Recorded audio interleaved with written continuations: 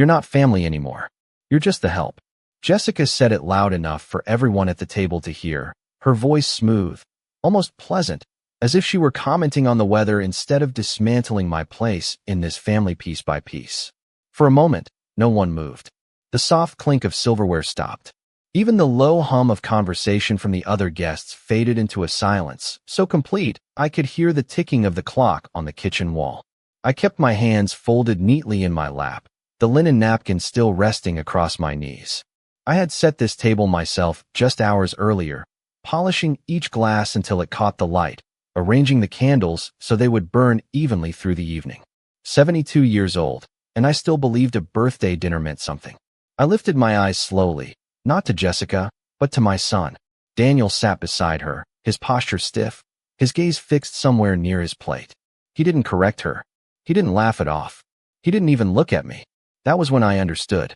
The words themselves were cruel, yes, but it was his silence that settled into my chest like something heavy and permanent. Around us, the guests shifted uncomfortably. A woman I barely recognized cleared her throat. Someone reached for a glass of water they didn't need. Jessica smiled, a small, satisfied curve of her lips, as if she had finally said something long overdue.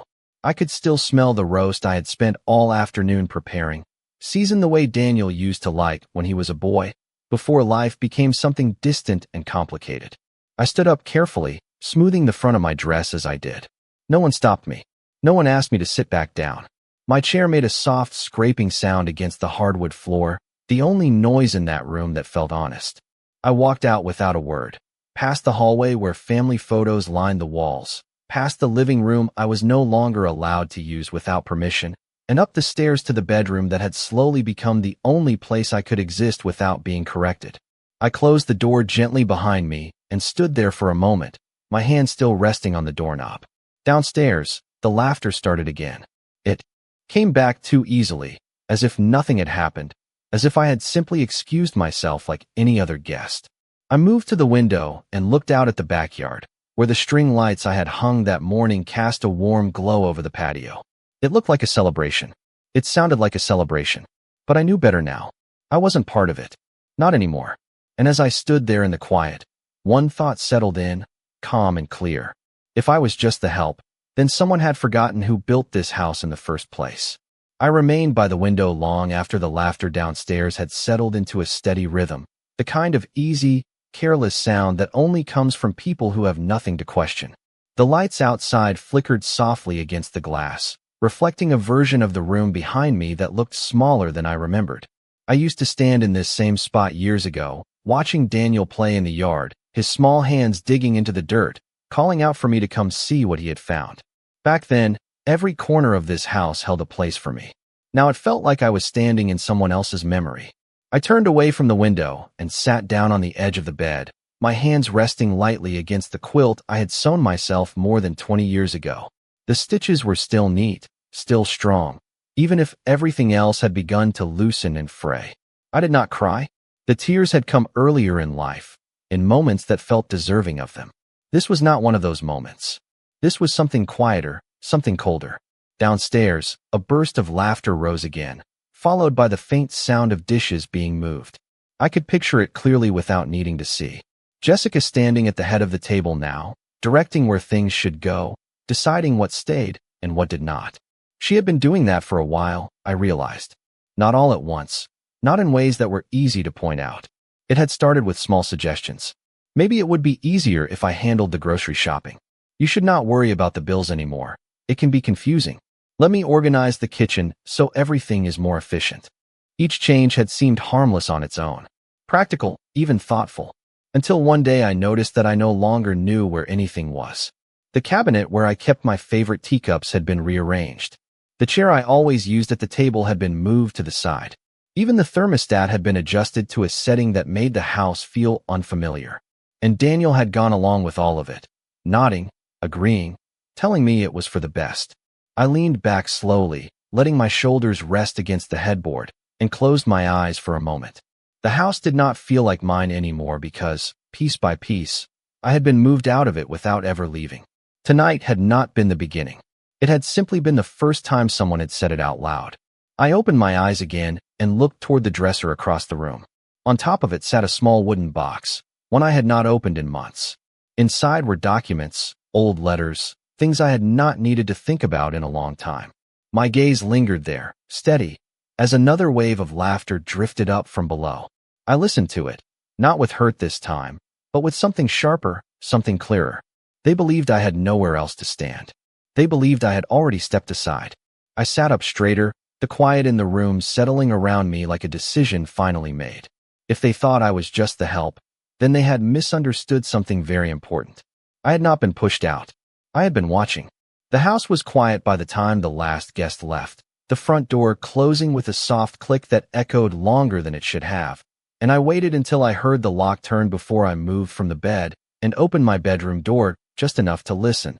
The hallway dim except for the light spilling up from the kitchen, and I stepped out slowly, my hand grazing the wall where the paint still held faint marks from years ago when Daniel measured his height in pencil lines that no one had ever bothered to erase. And for a moment, I stood there remembering how proud he used to be, how he would call me in to see that he had grown another inch, his voice bright, his eyes searching mine for approval that I always gave without hesitation. And I wondered when that boy had learned to look away instead, when silence had become easier than loyalty. And I continued down the stairs, careful with each step, not because I was afraid of falling, but because I was measuring something else entirely, something I had ignored for too long. And when I reached the bottom, the kitchen looked different in a way that was impossible to explain to anyone who had not lived inside it for decades. The countertops cleared in a way that felt too perfect, the dishes already washed and stacked in places I would not have chosen, and I opened one cabinet, then another, noticing how everything had been arranged with a logic that excluded me, as if the room had been rewritten in a language I was no longer expected to understand. And I closed the cabinet gently and moved toward the small desk near the corner where I used to keep household papers, bills, receipts, little notes written in my own hand. But now the drawer was nearly empty, the folders replaced with newer ones labeled in Jessica's handwriting, neat and deliberate. And I pulled one out and flipped it open, my eyes scanning quickly, not searching for anything specific at first, just confirming what I already suspected. And then I saw it. A copy of a document with my name printed at the top, my signature at the bottom. And yet something about it felt wrong, not the letters themselves, but the way they sat on the page, too stiff, too careful, like someone had practiced writing my name instead of living it. And I held the paper a moment longer, feeling a quiet shift settle into place inside me, the kind that does not rush or break, but simply aligns everything that was once scattered. And I returned the folder exactly where I found it, closing the drawer with the same care I had used opening it. Because nothing about this required noise, and as I turned to leave the kitchen, I caught my reflection in the darkened window above the sink, and for the first time that evening, I did not see someone displaced or diminished. I saw someone who had finally understood the shape of what was happening, and upstairs, I paused once more at the top of the stairs, listening to the silence that now filled the house completely, and I realized that the absence of their voices did not feel empty. It felt clear, like a space where something precise could begin, and I walked back into my room, my gaze settling again on the wooden box on the dresser, and this time I did not hesitate as I stepped toward it, because whatever had been taken quietly would not remain that way for long. I opened the wooden box slowly, the lid lifting with a faint creak that sounded louder than it should have in the stillness of the room, and inside everything was exactly where I had left it, neatly stacked, untouched by anyone but me. A quiet corner of my life that had not yet been rearranged or rewritten, and I sat down at the dresser, carefully placing the box in front of me as I began to sort through the contents one by one. Old letters tied with a ribbon, photographs with softened edges, documents folded with precision, each piece carrying the weight of a time when nothing in this house had to be questioned. And at the bottom, exactly where I knew it would be, was the envelope Robert had handed me years ago, his expression serious in a way that had made me pause even then. And I remembered that afternoon clearly now, the sunlight coming through the kitchen window, the smell of coffee still warm between us as he placed the envelope in my hands and said, "This is not something you will need today, but one day you might." And I had laughed softly at the time, brushing it off as one of his careful habits, one of the many ways he tried to prepare for things that felt too far away to matter. but I had kept it anyway, tucked it away in this box, never opened, never questioned, because I trusted that whatever he had done was done with intention. And now, as I held it again, the paper felt heavier than I remembered, not because of what it weighed, but because of what it might contain, and I slid my finger under the seal and opened it with steady hands, unfolding the pages inside and letting my eyes move slowly across the words, not rushing, not reacting, just reading, understanding, and as each line settled into place, the quiet inside me deepened into something sharper, something certain, because the name on the document was mine, the ownership clear, the conditions unmistakable, everything Robert had built, everything we had protected together, secured in a way that could not be altered without my full and willing consent, and I exhaled slowly, folding the paper back along its original lines, the edges aligning perfectly as if they had been waiting for this moment, and I placed it carefully on the dresser, my gaze lingering for a second longer before I reached back into the box for the smaller envelope beneath it, one I had almost forgotten, and inside were copies, duplicates, records of accounts, all bearing the same careful structure, the same quiet assurance that nothing had been left to chance, and I closed the box gently, my fingers resting on the lid as I sat there in the dim light, listening to the silence of the house that had once been filled with voices I trusted without question, and now I understood something that had been hidden not by complexity, but by my own willingness to believe that nothing needed to be protected from those closest to me. And I stood up, carrying the envelope with me as I moved toward the bed, placing it within reach, not out of fear but out of clarity, because whatever had been shifted in the dark, whatever had been rewritten without my knowledge, was about to meet something that had been written long before any of this began. And as I turned off the lamp and let the room fall into darkness, I did not feel displaced. I did not feel uncertain. I felt prepared. And for the first time that evening, I allowed myself a small, quiet smile, not of relief, but of recognition, because they had mistaken silence for absence, and that was a mistake they would not make twice. The next morning arrived quietly, the kind of stillness that comes after something has already shifted beneath the surface, and I woke before the sun had fully risen, not because I had not slept, but because my mind had settled into a clarity that did not require rest, and I moved through my morning slowly, deliberately, making my bed with the same care I always had, smoothing the sheets, aligning the corners, as if nothing in the world had changed, because on the outside, it had not, and that was exactly what I needed. And when I stepped into the hallway, the house carried the faint scent of coffee already brewing, something Jessica had taken over months ago, insisting that her method was more efficient, more modern, and I walked downstairs at an even pace, my posture steady, my expression neutral, and when I entered the kitchen, she was already there, standing by the counter, her back to me, scrolling through her phone as the coffee machine hummed softly beside her, and she glanced over her shoulder briefly, her eyes passing over me without pause, without acknowledgement, as if I were exactly what she had said the night before, something present but not significant, and I did not correct her, I did not greet her, I simply moved past her and reached for a mug from the cabinet, the one place she had not yet rearranged, and I poured myself a cup, the warmth settling into my hands as I stood there in silence. And a moment later Daniel entered, his footsteps slower than usual, his expression guarded, as if he were measuring the air in the room,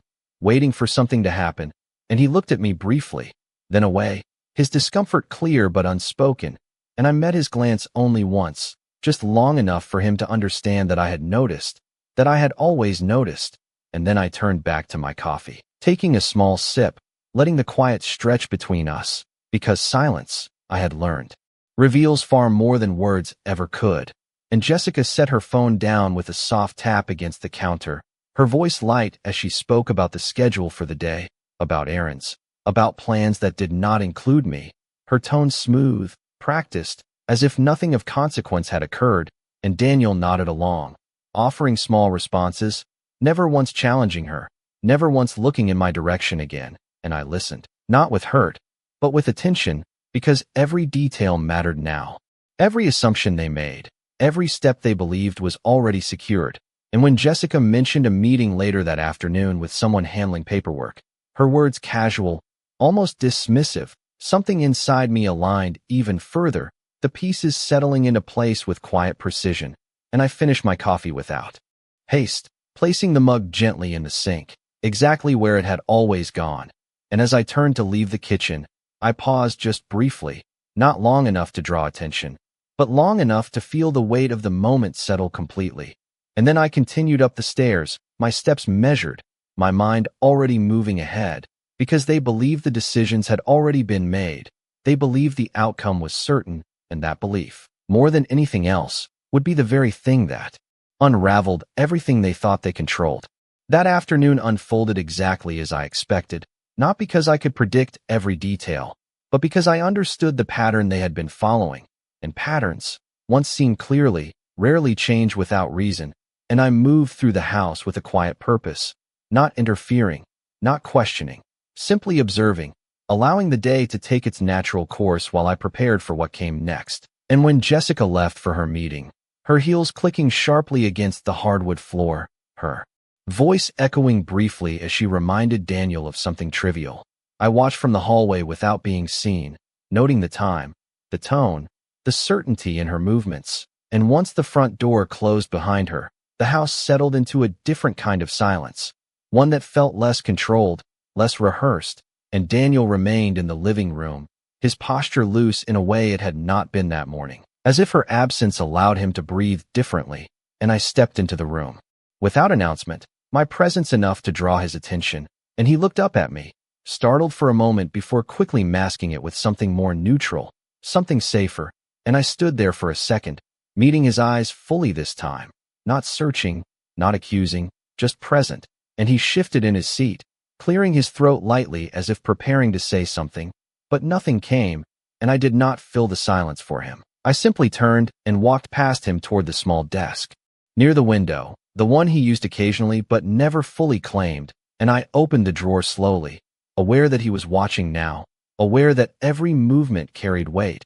And I took out a single folder, one I had noticed earlier that morning, placing it on the desk and opening it with deliberate care, and I could feel his attention sharpen behind me, the air in the room tightening as he leaned forward slightly, his curiosity overcoming his hesitation. And I scanned the first page again, not because I needed to read it, but because I wanted him to see that I was aware. And after a moment, I spoke, my voice calm, even, carrying no edge. Daniel, when was the last time you reviewed these documents? And the question hung between us, simple on the surface, but heavy in implication, and he hesitated, his answer slow, uncertain.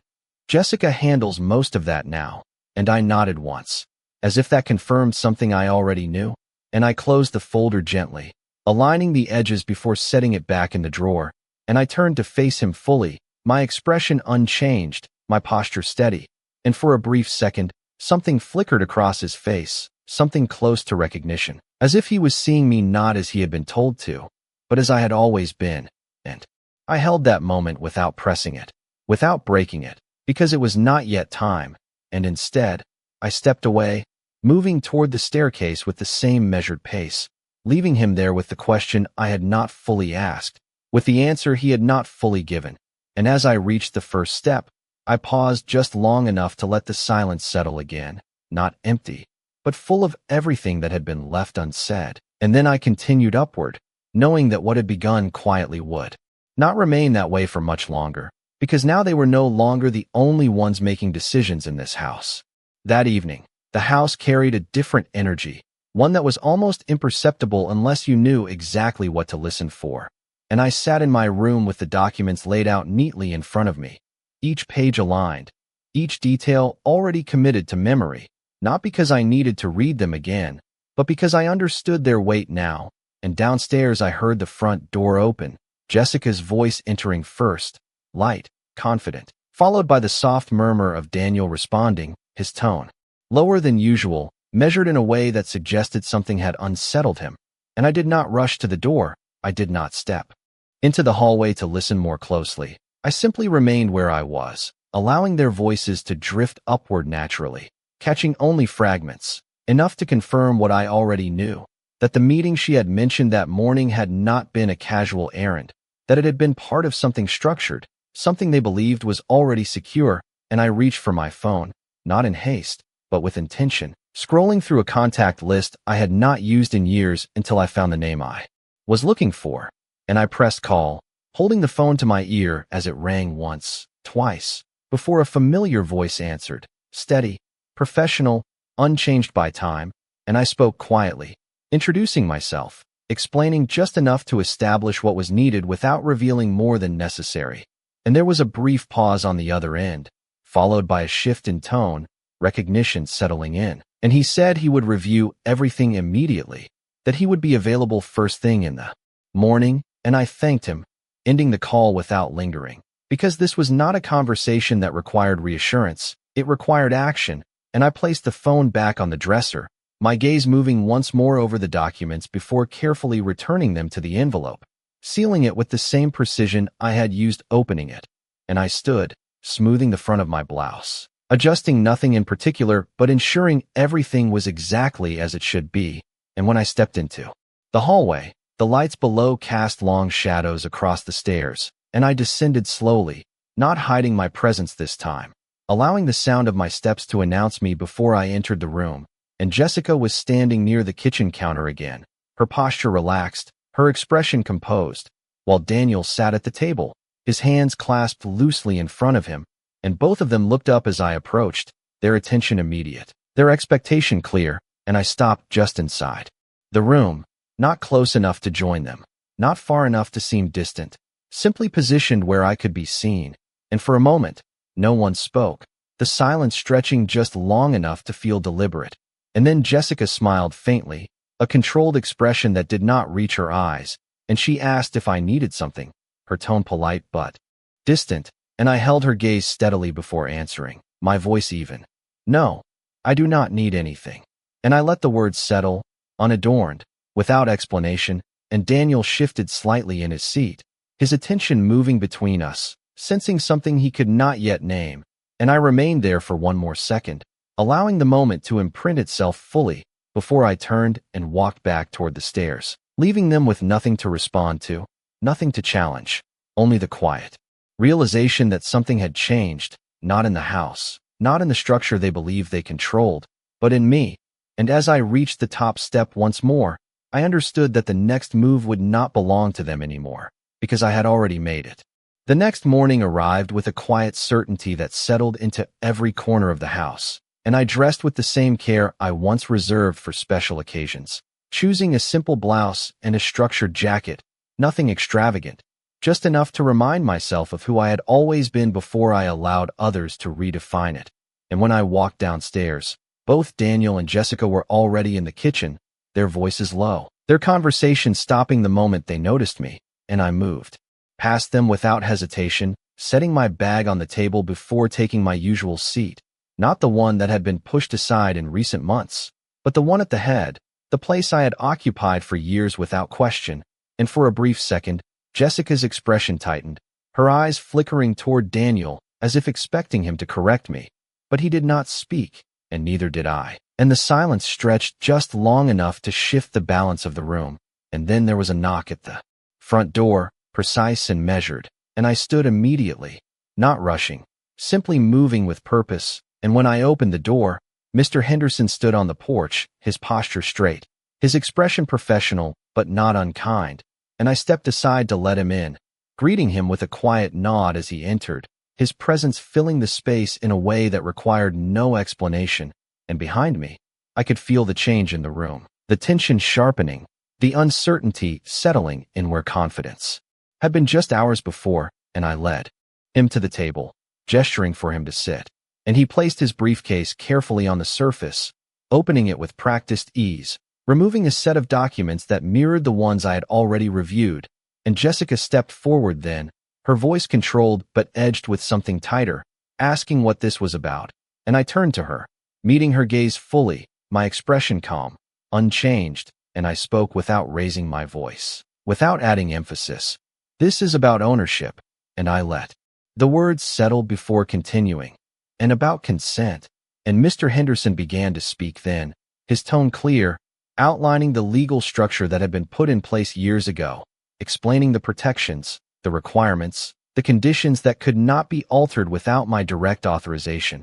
And as he spoke, I watched their faces, not with anger, not with satisfaction, but with clarity, noting the exact moment when understanding replaced assumption, when the confidence they had carried began to fracture under the weight of information they had not expected, and Daniel leaned forward slightly, his brow furrowing as he tried to follow, while Jessica remained still, her expression composed but no longer certain, and I reached into my bag, removing the envelope I had prepared, placing it on the table in front of them, and I slid it forward just enough for them to see, not forcing it, not presenting it as a weapon, simply placing it where it belonged, and for a moment, no one moved, the silence returning, heavier now, filled with everything that had been left unspoken until this point, and I rested my hands lightly on the table, my posture steady, my voice quiet when I finally spoke again.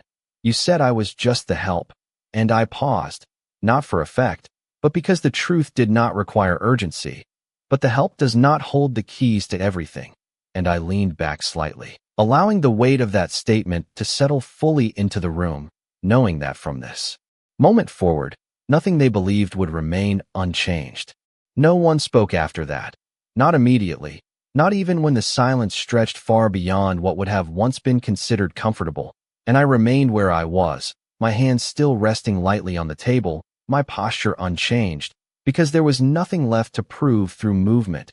Everything that needed to be understood had already been placed in front of them, and I watched as Daniel reached for the envelope first, his fingers hesitant as he opened it, scanning the contents with a growing tension in his expression, his eyes moving faster with each line as realization settled in piece by piece.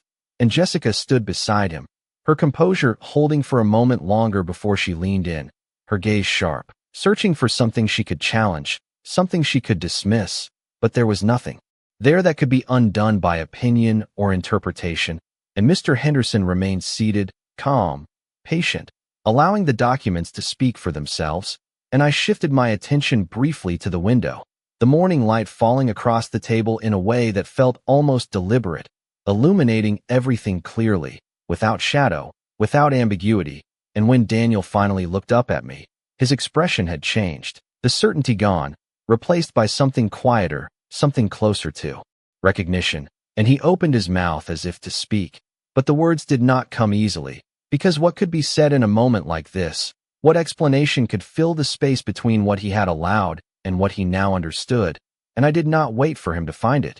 I did not ask for it, because this was not about apology, it was about clarity, and Jessica straightened beside him, her shoulders pulling back, her voice controlled but no longer smooth as she began to speak, questioning, deflecting, attempting to reframe what was now undeniable. But her words carried less weight now, not because they were weaker, but because the foundation they had relied on no longer existed. And I let her speak without interruption, my gaze steady, my expression unchanged, because there was no need to argue with something that had already unraveled itself. And when she finished, the room fell silent again, heavier this time, not with uncertainty, but with conclusion, and I rose slowly from my seat, not abruptly, not dramatically, simply standing as I had done countless times before, but this time with a different understanding of what that movement meant, and I gathered the documents calmly, placing them back into the envelope with the same care I had shown from the beginning, and I turned to Mr. Henderson, thanking him quietly for his time, and he nodded once, closing his briefcase, his roll, complete without needing further explanation, and as he made his way toward the door, I walked with him, not as someone being escorted, but as someone who was in control of the space once again, and when I opened the door for him, the cool air outside met me with a clarity that matched the one inside, and I watched as he stepped away, the sound of his footsteps fading, and when I closed the door, I did not rush back to the kitchen. I did not return to the table. Instead, I stood in the hallway.